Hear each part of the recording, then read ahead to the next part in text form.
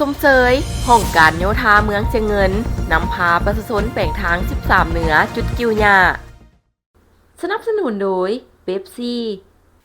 คือดังที่พวกเราทุกคนได้เห็นผ่านนักเดินทางเส้นทางหลวงแห่งชาติเลขที่13เหนือเขตบ้านกิวญาเมืองเชียงเงินแขวงหลวงพระบางแม่นเปเพนักธรรมดาเส้นทางแคบอยู่แล้วเกินมีขุมใหญ่กลางทางอีกยิ่งเห็นให้การไปมามีความยุ่งยากขึ้นไปตืม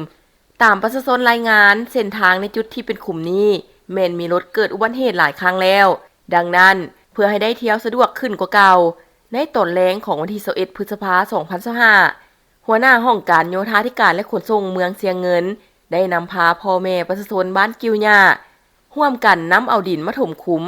จุดที่เป็นบวกและขุมลึกอยู่เส้นทาง13เหนือเขตบ้านกิวญาเป็นการแก้ไขชั่วคราวให้การสัญจรสามารถไปมาได้สะดวกยิ่งขึ้น